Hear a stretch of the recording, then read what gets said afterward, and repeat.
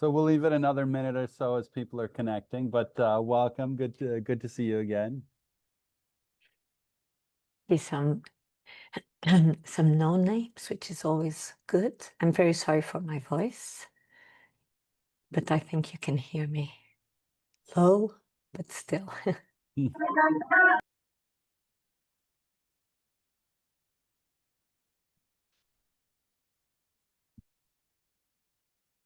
Oh, we have here Isabella. Hello. Hello, nice to see you here. Nice to see you too. Great to see you again. So you have had a big implementation, right? Yes, yes. I've heard you have already showed your proof that you had more than 50 students. But not so good students. Not so. That's not the most important thing. The idea of DSpace is to help all students. So Yes. in a certain way, it's good to have those students going through the scenarios to see if we can help them more using this kind of approach. Maybe in spring, when we will study optics, I will implement the double Slit. Double slit. yes. And I saw that Aili recently put online an Estonian translation of the double slit. So it was great to see that. Thank you for all the work you put into that. It was pretty hard. It took me about, I think, 6 or 7 hours. Ooh, so much. Yeah, because you do it with Google Translate at first, and then you have to go through it all to see that it actually makes sense. Mm-hmm. And it was pretty hard. Oh, I'm sorry to hear that. And when you look at the map of the scenario, there's a lot of different activities and different branches to keep track of. And when you're translating, because it's not in the same order as the map, depending on how it was created, it's really hard to make sure you haven't missed ones as well. Like I'm sure that came up as well, right? Yeah, and I went to the student mode and tried to do the different scenarios so I wouldn't miss anything. And it was hard because at one point, I couldn't really understand what the English sentence was. I think it was missing some words or something, so I had to look at the answers and then guess what the question was. So if you have those doubts, you can always contact us so that you don't waste too much time.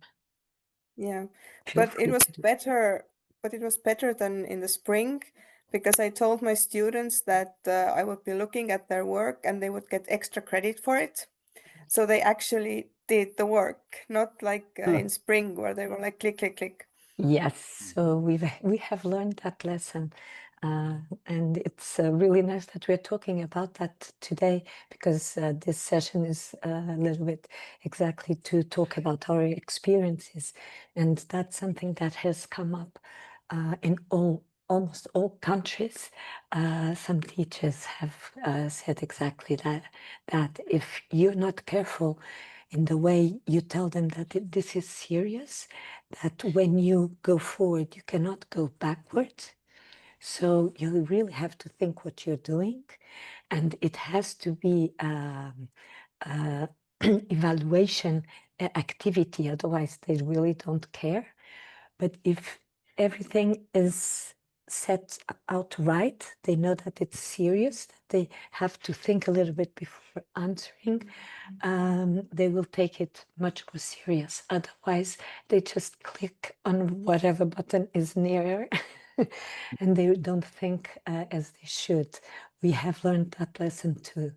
And I think it's a very good lesson to share with teachers that haven't still implemented, because it's a little bit frustrating because we have all those different paths for the students to follow based on what they understand. and then they don't think about anything and they just click. So I think you did the right thing. You said you would give them extra credits, was it? Yeah. So, and that you can analyze their path. So you can analyze how much time they will be at each activity. Yeah, I think that has been the way we have also been implementing, so that we make sure there aren't answers that take less than 1 second to to click on the first thing. Sorry.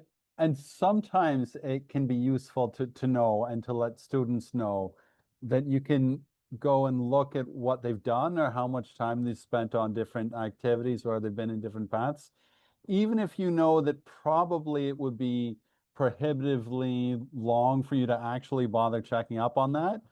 The knowledge that they know that you could check can be a motivation in and of itself, which is kind of a tricky way of showing things. But as long as they don't see how much effort it might take for you to actually look to see what individual student was doing, knowing that that information exists can already be a motivating factor. And an analogous situation is in a computer lab, and this was more like how computer labs were like a decade ago, 2 decades ago in schools where I taught at the time. I'm sure there are ones like this now, but often students have laptops or might even be using mobile phones, things like that. But it used to be very common, and in some schools it is still, but like more, it wasn't as common in the school where I last taught the last couple of years, even though they still had a lab like this. But there were computer labs with computers along the walls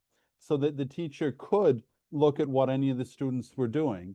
And them knowing that you could look at their screen at any time, whether or not you'd actually take the time to look at it, was a motivating factor for them to at least look like they're on task, if not actually be on task.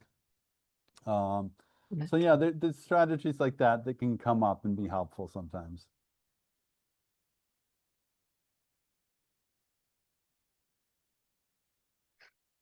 Does anyone have an implementation they would like to share experience in implementing?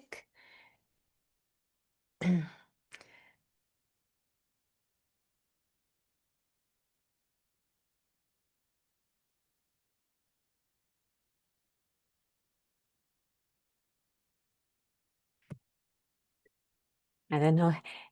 You can write in the chat if you don't want to talk. From those that are here, we know that Isabella has implemented and Eiley has implemented. All the others have also implemented, have had the chance to have students going through the scenarios.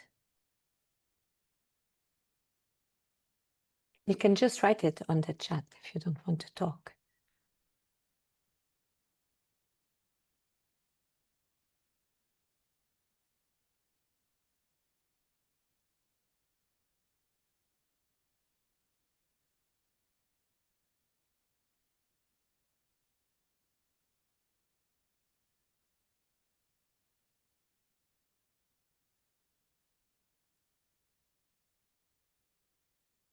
Well, I don't think we have any answers. Well, first of all, Michael, could you put in the chat the registration link with the teacher code, just in case someone hasn't still registered as a teacher? You can just register, and you can register as a teacher. It's important to register as a teacher. That's where they ask you an access code, and the one that Mike has put here is the one that you should use, because as a teacher you can create your groups when you implement.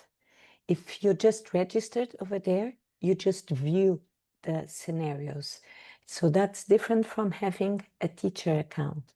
The teacher account with the teacher access code that is in the chat is the way that teachers register to be able to create their own groups so that they can give the username and password for the students?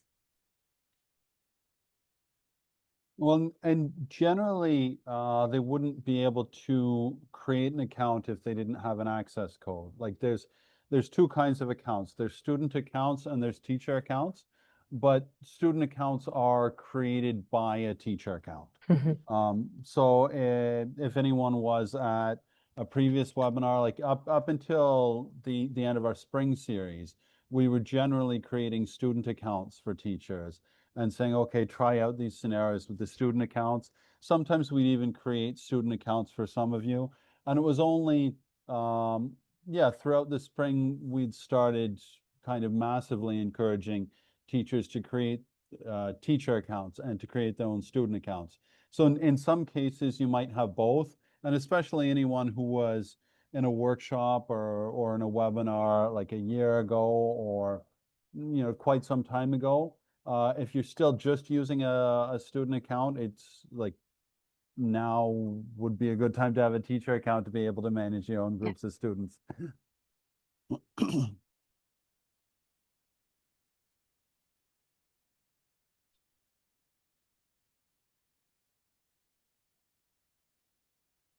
And so that being said, some of the things we want to go over today. So the theme of today is beyond the scenario, which links back to the last couple of sessions. Like last week, we were looking at how to plan to create a scenario of your own, or the week before that, how to modify a scenario to use.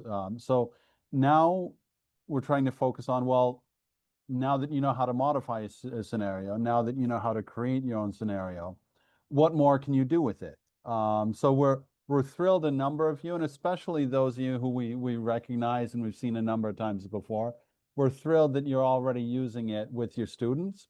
Then the next thing is, if it works well for you, why not share it with some more of your colleagues? And as someone who has experience using it, you can be like the leader or the reference or the ambassador for Discovery Space, and share it with more people around you. And in the cases where you've already modified a scenario, translated a scenario, which is a subset of modifying, like it's modifying and then you need to modify every activity going through modifying every part. So it's like it's a work heavy modification. But ideally, then you can use it more than in just your own classroom, because with the work you've put into it, it makes sense to be in touch with more teachers. So we'll talk about a couple of ideas to do that today, and review some of the main ideas from the last couple of sessions. I'm not going into a lot of detail, but looking at how to look for different scenarios, how to use the filters, recap of the ones we have modified, things like that. But more than anything else, if you have questions or if there's anything we can do to help guide you, that's the most important thing we want to do for you today. It's not to hear for ourselves a recap of what we're doing and what we suggest for you to go further, but if there's anything that you can ask us, either like that we can answer as a question, or requests that you can ask us for. Like one request last week was that the filters could be easier to search, like that you could get I'll go into the scenario and explain that point in a second. That's something that hasn't yet been implemented, but it's a great idea that came from one of you, and it was something where the answer wasn't an immediate fix where it was available, but it was something that we'll work on and hopefully will be available soon. So suggestions like that are very welcome as well. Just before I start sharing my screen to go show a couple of things in the platform itself, because I mentioned, and I'm going to keep mentioning, hearing from you is the most useful thing we can have at this point. So I'm putting a link in the chat again for our Google group. I know, comparing those of you who are already joined and comparing those of you who signed up for this webinar, a lot of you are already there. But if you're not, please join us. I haven't tried to seed conversations. Maybe I should start doing that too. We've been waiting for you guys to come with either questions, suggestions, ideas. But yeah, if you have more things that you want to share with the whole group, for example, if you've modified a scenario and you want other people to know about it, try it out, maybe check it out. That could be a good way to announce that as well. Luisa, do you have anything to add? At this point, I don't think so. And not much voice if you wanted to No. add things as well. Okay. So I'm gonna start sharing my screen for a sec. Trying to fit everything on. It's always hard to find all of my controls, but bear with me. Yes, there we are. Okay. And that's probably very small because I had it small so I could see the zoom. Now, hopefully you can see it fairly well, the dashboard within the platform.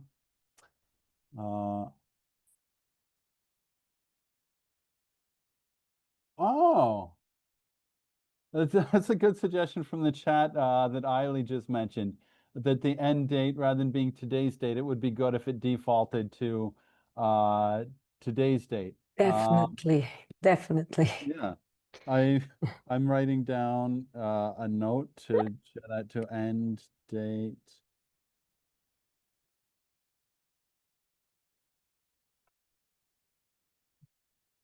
Yeah, because for the start date, this was the date of the first implementations. They had implemented the pendulum scenario at Pan Balkan Summer School.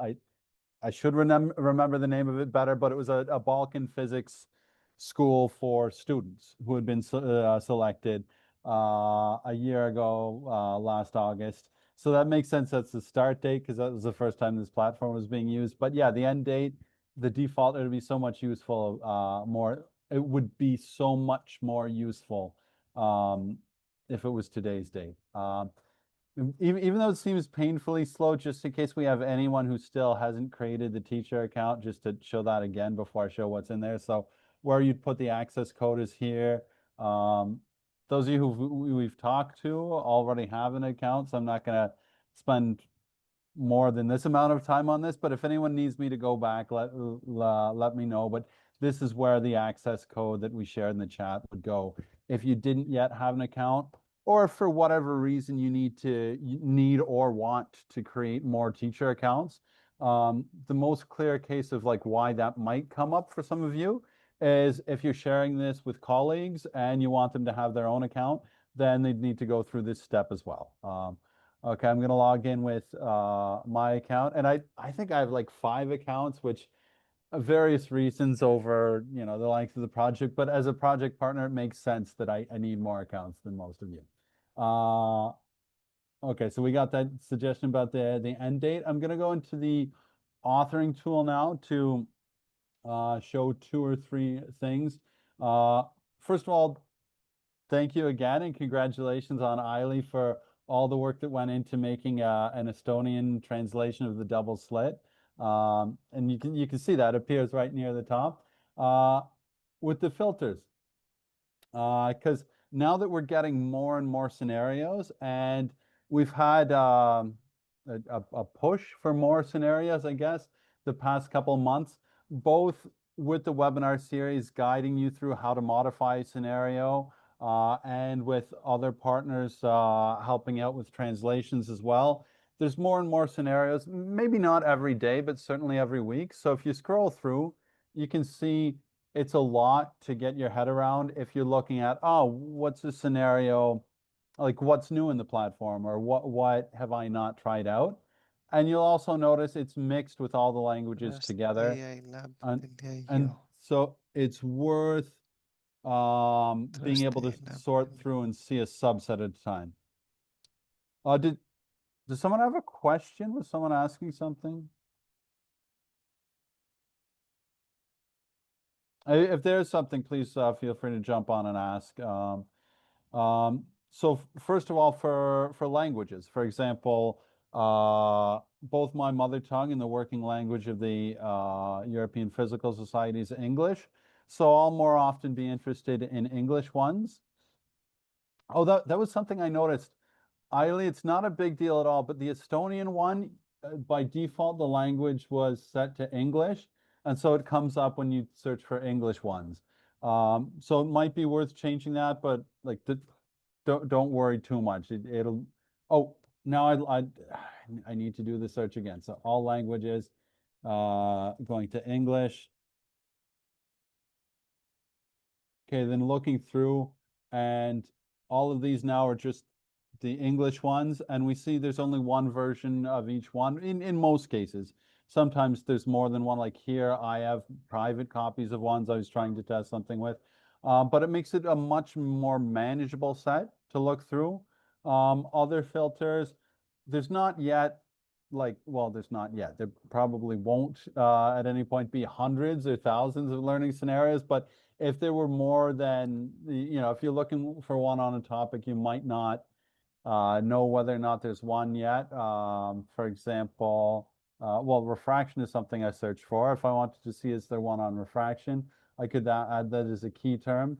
At the moment, there's not a public one, but there's this one as well. And you could look for other topics. If you're not sure if there's a scenario and looking through manually, then the filters is useful for that. Think that's all I had to say about that part. The other thing, and this will be a part that we mentioned last week and the week before, but it gets to be useful, is on the different ways you can share things. So I'm going to go through showing you an example of a scenario that's shared with an organization only and how to make it public, because now it's ready to be shared publicly. This one is not ready to be shared publicly. This one we tried to create, well, we started creating a week and a half ago at a workshop in Mulhouse at EPS headquarters. But you can see there's almost nothing in it yet. The phases aren't even there yet. So that's not one that's going to be made public right away. But if we go back to the list of scenarios, this one, which was one we went through an example of how you can modify a scenario.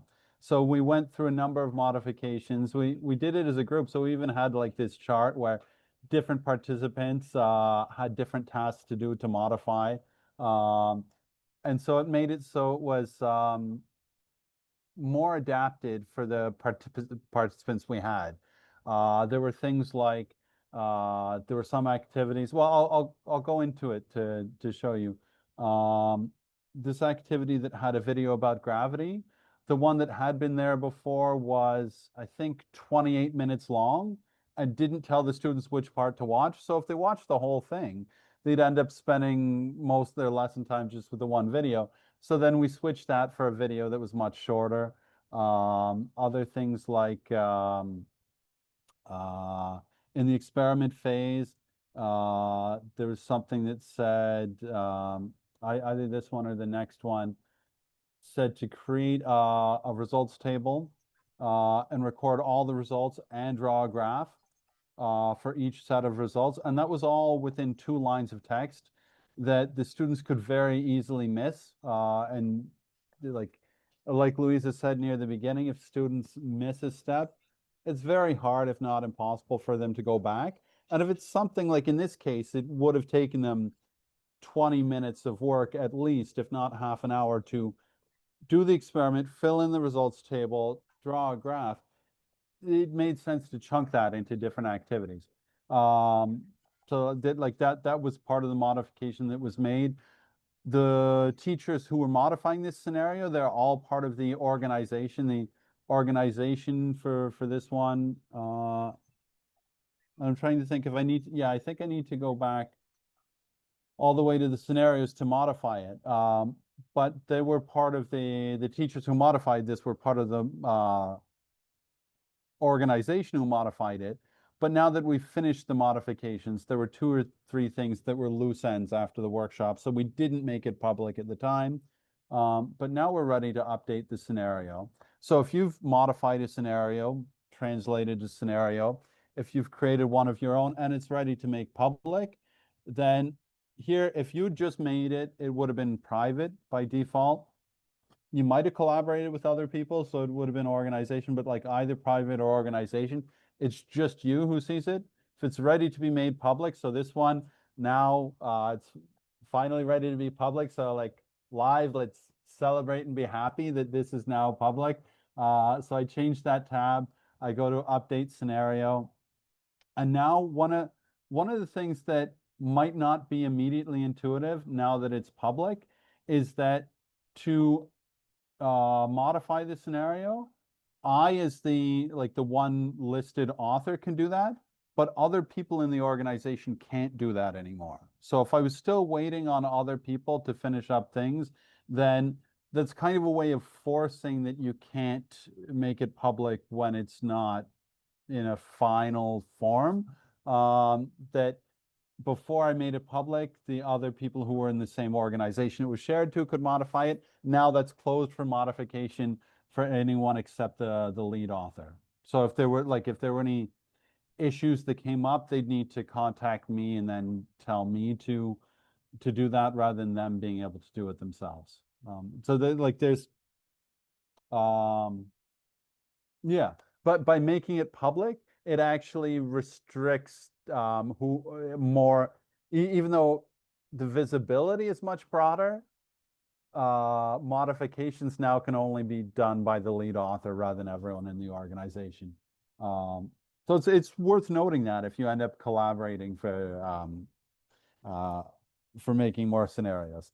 Are there any questions up to this point on what I just did or how this might apply to something you might be doing yourself?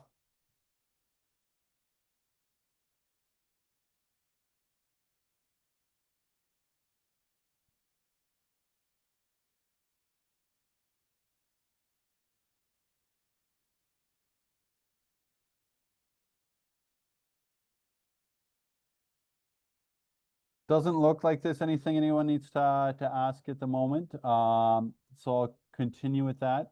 The next thing kind of with permissions and whatnot.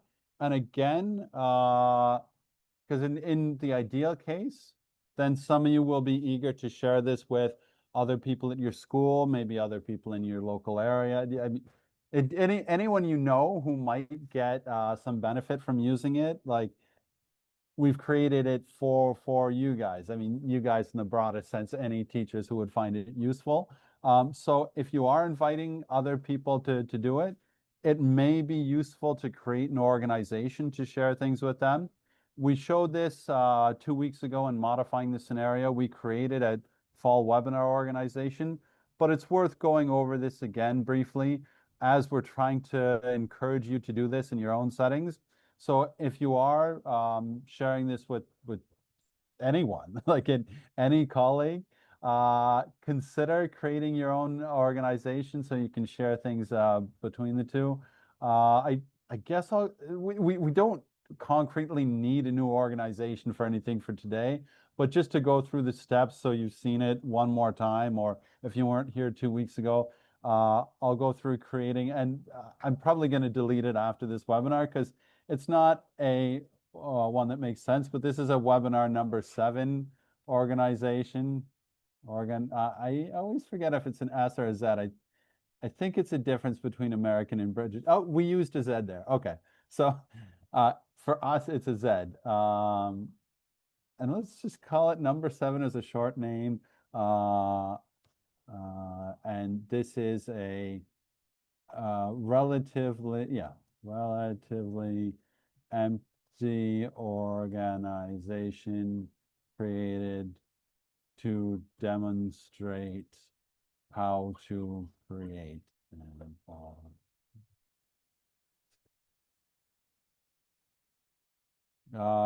country, France and Europe. We'll have English be our language, not bother with a picture.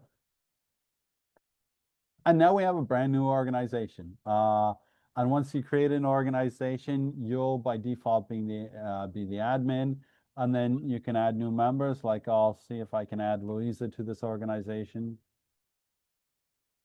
And there's several Luisa ones. Do you care which one? Like it's not that useful an organization. It's just for the purposes of Yeah, any of them. That's okay. yeah. That's So we'll add her there. And I don't think you. Oh no. Okay. Yes, you can. Okay. So we can have her as an admin, and this would be to unadmin you, but you're still in the group.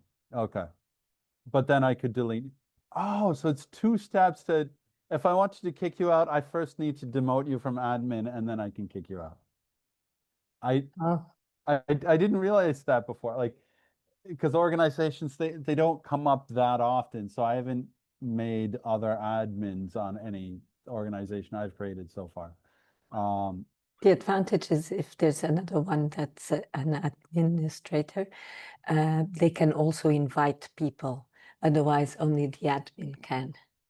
So it's good to have the others also as admin, so that you can have them also invite other teachers. Otherwise, only one person can invite an admin person.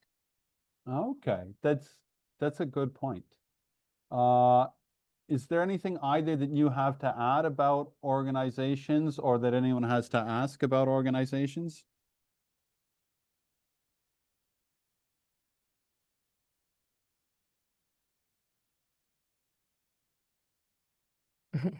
Thank you, Tassus. Tassus says it is clear. Perfect. Mhm.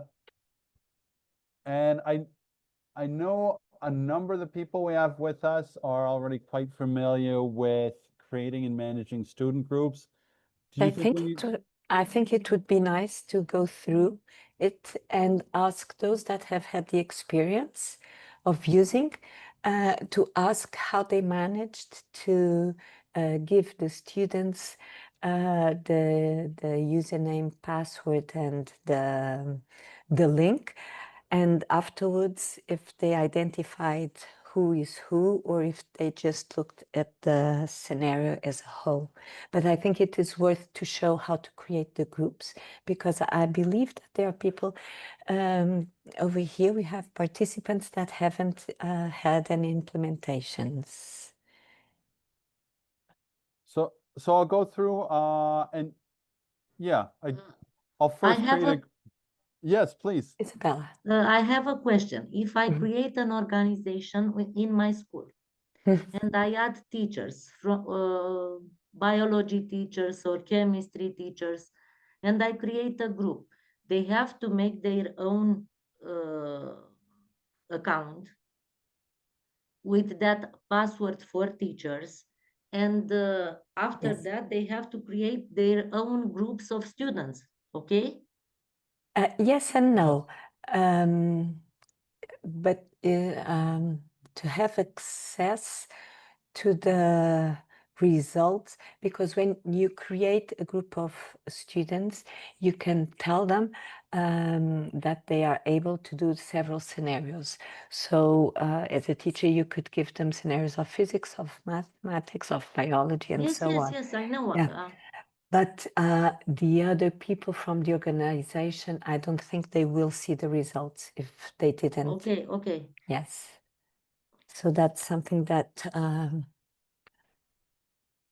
yes, I'm almost sure that it has to be the teacher that creates the student group Yes, is the only yes, one. yes, yes. But it's a good point, because if you're talking like a group that wants to work together, it could be good to be able to see each other's results. Okay, okay. Thank you. You're welcome. Y- Will you create a group, Michael, just yes, to yes. show? Yeah, no, I was still just thinking about that question and the cases Mhm. where teachers might want to share a student group. And if I could think of any useful advice to share for that, but yeah, I can't think of an easy way of doing that. Like, probably not a very good answer to share would be, if you needed to do that, you could share the teacher login with another teacher, but like it's not good to advise people to share logins. No. So that, I mean, that's not a good solution. Forget I said that. I have no good solution. But yeah, I was just stuck thinking of that. Okay, so I'll create a new student group. And I guess, yeah, because we don't actually have students, so I'll just call this the webinar number 7 student group. Does it let me keep some? No. webinar number 7 students. And the prefix, this is useful to keep relatively short in case when you give it to students, they don't copy and paste it well and they might want to type it for any reason, because it ends up being that and then a number. So I'm just going to call it maybe 7 students. And then all of the ones will be indexed after that. A piece of advice I often give, but it kind of depends who you're using it with. Like if you're using it with a class where you know for sure how many kids are there and it's going to be the same kids every time you use it, you might be able to just have the number of accounts as the number of students you have. I But wouldn't advise.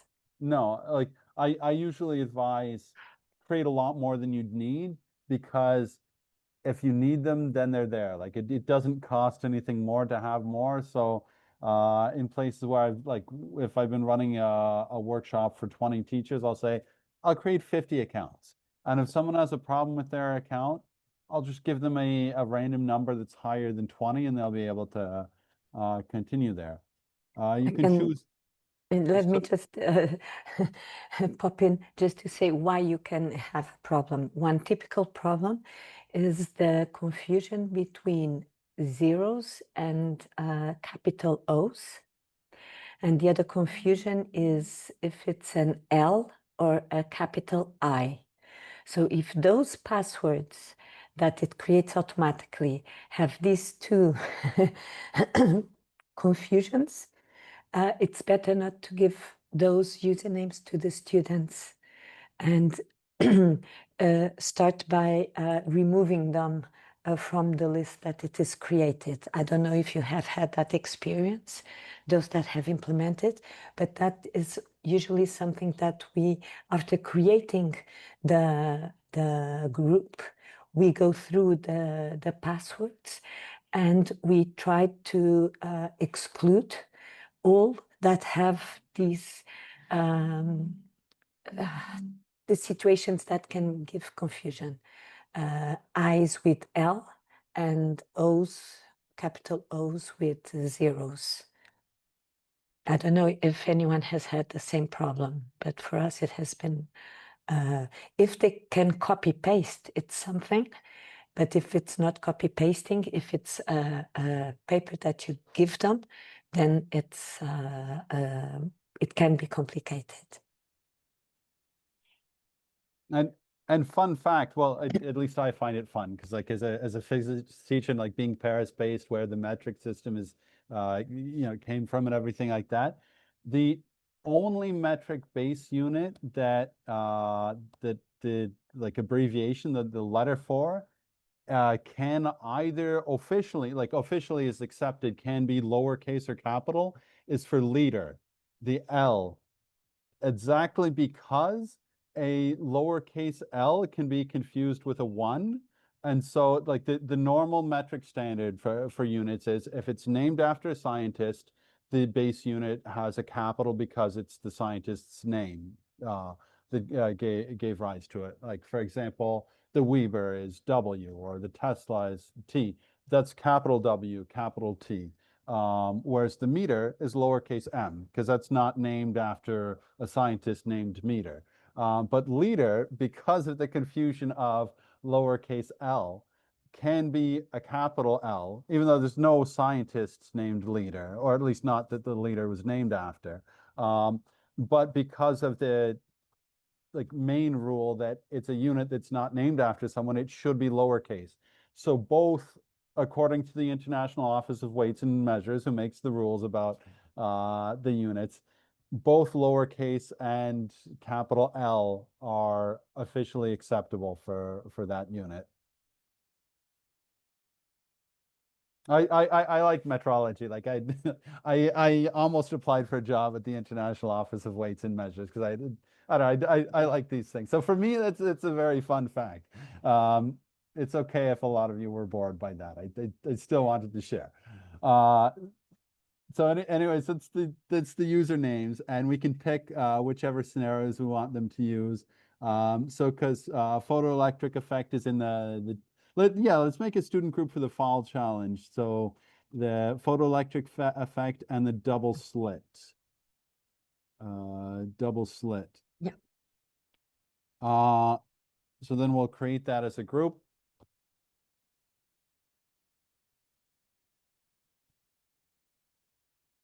Thinking for a while about this. Okay, and now we have the There it is. webinar number 7. We can view the group. And I'll probably want the credentials as well. The credentials to be able to show while I'm sharing my screen. I'll import it in. Yes, you have to import. Yes. So while you do that, let me ask one at a time, I think. Maybe Isabella first. How did you distribute the credentials to the students? Paper, email? How did you manage it? Yes, I created these accounts in Classroom, and I download all the credentials, and the students come to me and they take their username and password, and they use their phone. They verified if they can connect, because sometimes with L or I is a problem. Yes. Yes. Exactly. And after that, we have laptops, and they start the lesson in Classroom. And after that, they finish it at home, because I didn't have enough time to take all the lesson in 1 hour. The photoelectric effect is Very long. yes. Yes. And It you needs- know to which student you gave I the gave you know to each one of them the each credential. them know each who's- to who- all the students, but they didn't manage to finish the lesson, all the Yes. students. Yeah, no, my question is, you can identify the student that Yes, I has can. Yes, this one. yes, I can. Okay. Because I have maybe 20 students in the classroom. I created only 20 accounts, and in order, in Okay. alphabetical order. I know Exactly who is who, so you can go yes, through the yes, path yes, if yes, you yes, need to do that. yes. Oh, thank you so much. And Eily, how did you manage to give the credentials? I added the names to the Excel sheet, and then I shared the Excel sheet to the students, because they can't see other students' accounts anyway. They can't? And no, I mean, they can't see the results. Oh, okay. But So only I can see the results. So like it wouldn't matter if they like took someone else's account or something like that. But next time I think I will give them individually. Just send it to them via our school system. Okay, because I've been thinking about that. We have printed out the Excel sheets and cut, in small pieces of paper, and then we give them to the student, and the student writes there that it's his account, and in the end, the student gives it to the teacher so that the teacher knows which student got the account. But it takes too much time for them to put the link, put the username, put the password. The password can have the problems that I have already referred, but even when it doesn't have, they are always getting, the wrong number. It's capital and they put a non-capital letter and so on. It takes so much time that I think it would be much easier if they could copy paste like from email, or if they have Moodle or something like that, that each one should be able to only access their own account. I'm always afraid from other projects that there's always the funny student that likes to, okay, this is my account, but I'm going to use the other one's account. So I'm going to mess up with the other one's account. So that's something that I've been trying to figure out the best way to not take too much time, because time is very precious, and the scenarios do take time. So it's ridiculous to take so much time just to log in, just so that they start.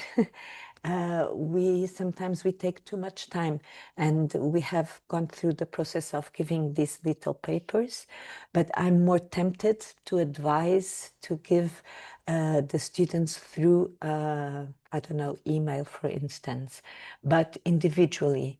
Or if you trust the students, then they will have the Excel sheet, like Ailey says, that she gives the whole Excel, so that everyone knows the other one's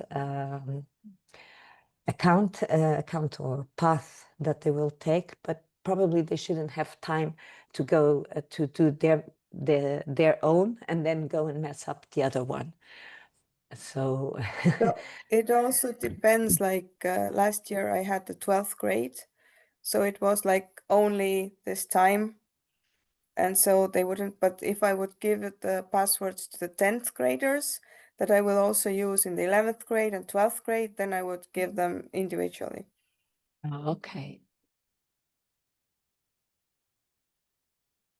Yeah, that's a good point too. If you'd be following the same group of students and they'd be using the same credential for a longer period of time.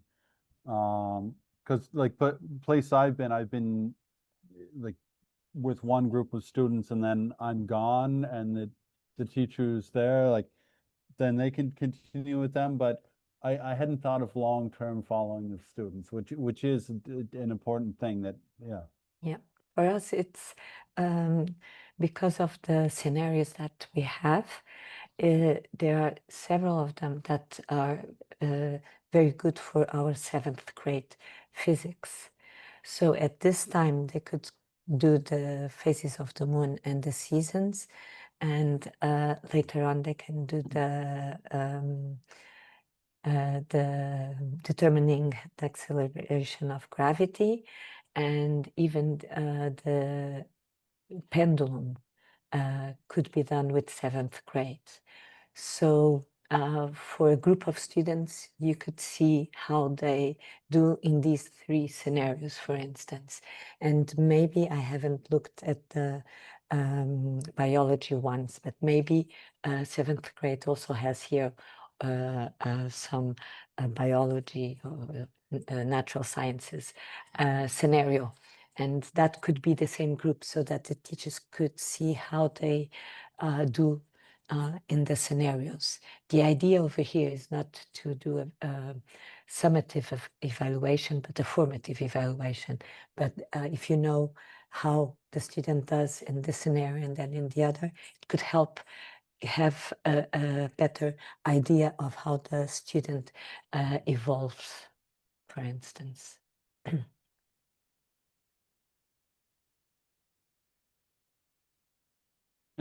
And while we were discussing how to get out the credentials to students, I realized that my own was a pretty specific use case, where I've usually been working with teachers and having them test out a scenario. But like this last March, when I was presenting to a group of teachers, I had a QR code that went to a spreadsheet that had credentials, and then so like they had this was from a slightly different group, but like same thing, where they have the credentials there in the same list of credentials, had a link to the platform.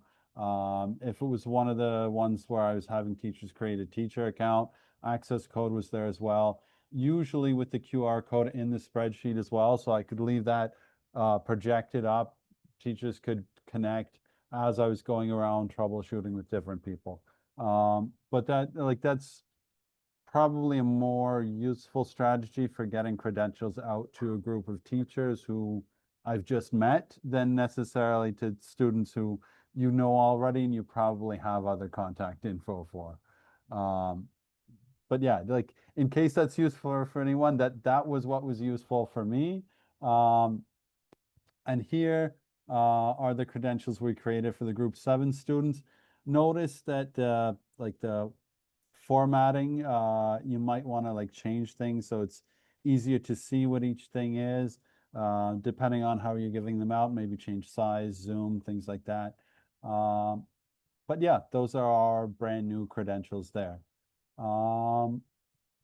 Other thoughts on that, Luisa, or anyone else?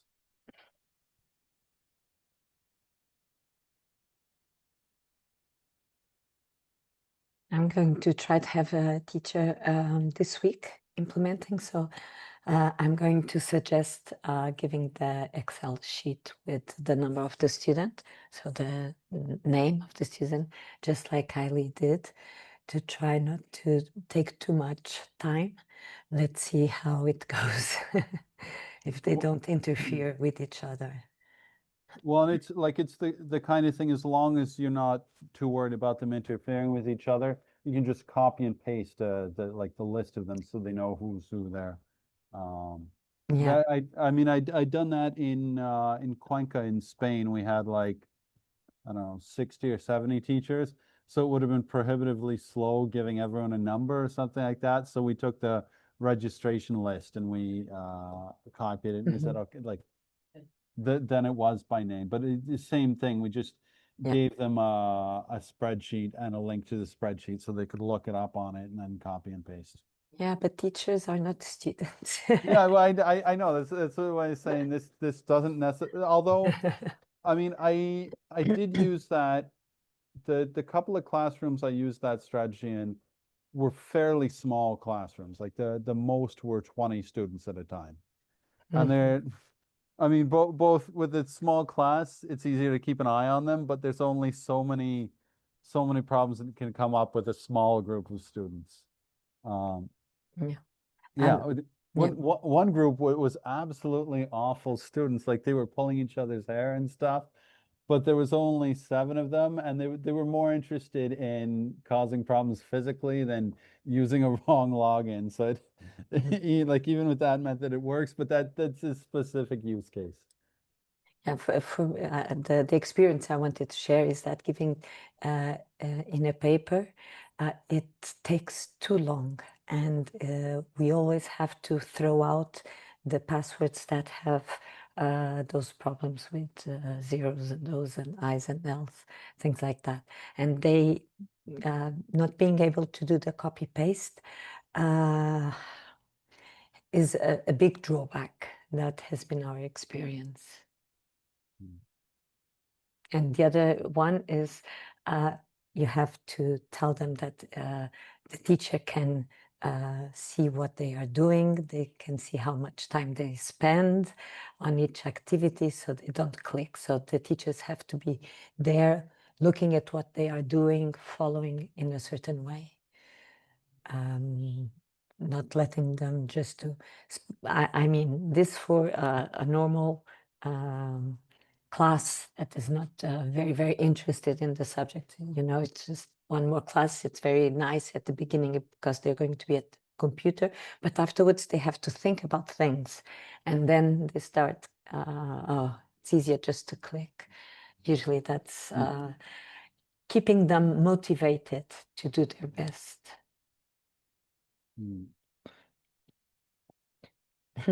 Tassus has a very good question. If we have one PC for 2 or 3 students, is there a meaning in getting them to work into groups or not? We had that discussion this morning in a meeting we had, because that's the reality of some schools. And in my opinion, I think it's worth. And it will be the paths that will be created will be from the collaboration of those 2 or 3 students. You cannot look at it as individual. for one of those students, but it's for the collaboration of the 3 students. Someone said that it would be a little bit aside of the purpose of being able to evaluate each student. And when I mean evaluate, it's not like it's the grade that you're going to give, but understand the level of the student at each phase, at each step. But still, I think that nowadays we are always asking them to know how to collaborate. I think if the possibility is to have one PC for 2, maximum 3, I wouldn't say more. I think it's worth. It will be collaborative. Successful attempts. We have had a few situations, and it did depend on the situation, because we had that situation when the teacher was telling them, this is going to be graded. I am going to follow up what you have done. I have access to that. And then it was worth it. Although sometimes there was one that would do much more than the other. So it's difficult for the teacher to see if they are really collaborating or not. But it does depend on the size of the class. Otherwise, we had the experience that it was like an activity at the end of the year. Although the teacher said, yes, I'm going to look at the results, they knew that their final grade was already decided, that it wouldn't really count. And then it was much more of a disaster. Instead of collaborating, they would be just chatting and just doing things, clicking here and there. So I think it can be successful, especially if it's not, if the teacher can control and see if they are really collaborating, and if they see that there is one that is taking the lead always. It has to be, you have to really have them collaborate so that it's not just one that is doing. I don't know if this helps you, Tassos, but I think it's worth trying it. And another thing to consider that might not work well in some schools, like depending on the situation, depending on the group of students, depending on the policy, depending on the learning scenario you want to use. But it can be possible for students to connect with a mobile phone as well. And so I've had that happen, especially some of the earlier places I was. Like I was in the National Physics and Math High School in Bulgaria, and I told my friend who's the teacher there who welcomed us there, we need laptops. And for some reason he forgot that part of it. And so we showed up and there were no laptops. And so he was saying, well, let's just cancel. I said, but like I'm here and I'm ready to do this. Let's see if it works on a phone. And it worked reasonably well. The hardest part was switching between tabs, because the phone screen, like, not only is the phone screen smaller, but most phones don't have the functionality that you can have a tab take up half the space in one part and half in another. It is harder to do, but at least in that case where the students were extremely motivated and they were allowed to have phones if a teacher allowed them to. So it worked well in that situation, but that's not going to be the case everywhere. But it's something to bear in mind can work if school policy and student phone ownership and class control is such that it could work. Then that's a possibility that can be considered.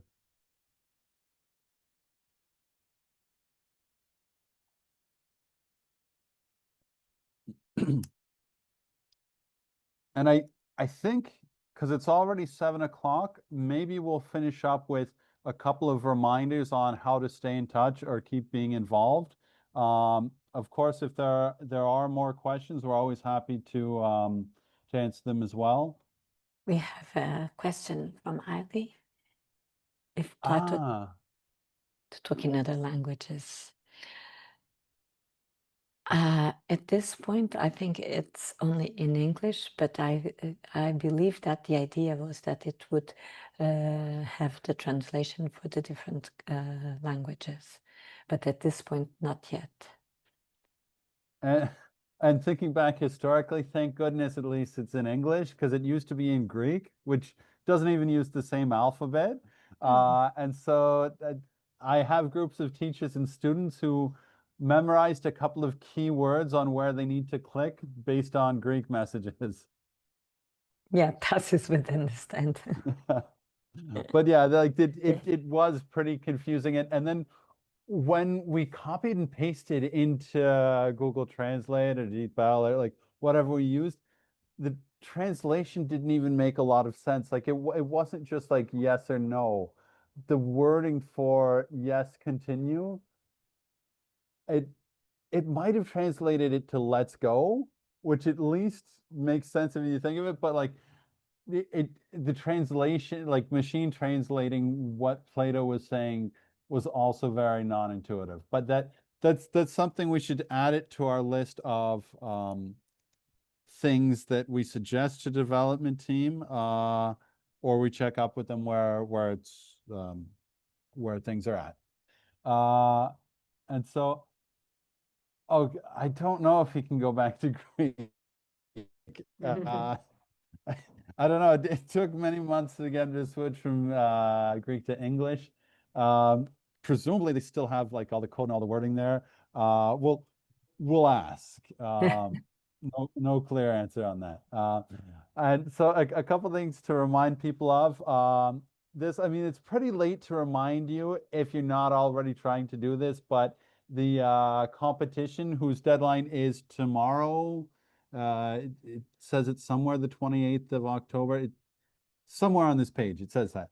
But to implement these 2 quantum learning scenarios at least 50 times, then your name can go in a draw to win a trip to Athens for our conference, which, yeah, by October 28th. There it is. So again, if you're just finding it out now and you want to rush to try and do this tomorrow, be my guest. But like if you're not aware of it, it's pretty late to mention it. But if you were aware of it and we're thinking of doing it this week and not sure which day, knowing the deadline is tomorrow might be useful for you. Also, the prize for this is a draw to be able to win a trip to attend this conference. In I guess it's only in like 2 weeks now. It's coming up very soon. Yeah. Whether or not you win a trip, if you want to attend, you're very welcome to attend. It's probably more relevant for teachers in Greece because it's easy, like depending where in Greece you are, it might be easy to travel to. So that's a great way to follow up on things. If you can't follow up either of those ways, another great way to follow up on things is in this Google group where we can talk to each other and stay in touch that way. And I guess I'll copy into the chat the links to all of these. Near the beginning of today, I put this Google Groups one in there. If you're not yet part of it, it's like on the link, you'll get a button to click to join. It took me forever to figure out how to put that into place because it has a very non-intuitive way of inviting people, but by default, it's kind of like Google Drive where you name people by their email. And for privacy reasons, I didn't want to just assume people wanted to be part of it if they hadn't yet tried elsewhere. But now with that link, you can join. And then there's the link to the conference and to the implementation challenge. We have a question from Ali about if Ali has to say that she's doing it in Estonian or if it is automatic. When you get the number of over 50, you're supposed to send an email, right? So when you send, you can tell them that it is the Estonian and it's already there. I've seen it, it's public, so that's fine.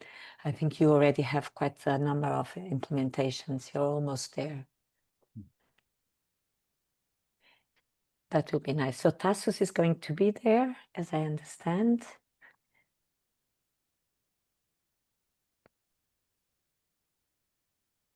And so I- Isabella is going. Oh no, Isabella needs to know if there are many people. We need to draw to see who goes, but maybe there aren't many people, so have a good chance. Thank you. Thank you. I will try to make the pendulum scenario public also, and I will try to translate the double slit experiment in Romanian, because this week we are in vacation and I have more time to do that. Oh, that would be wonderful. Wonderful. Thank you so much. Thank Great. you. Yes, thank you.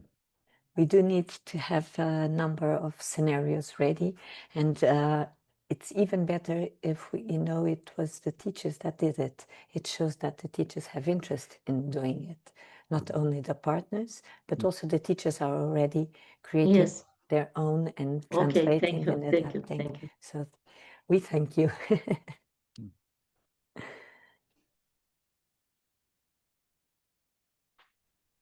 So are there any other questions or any final thoughts before we say goodbye?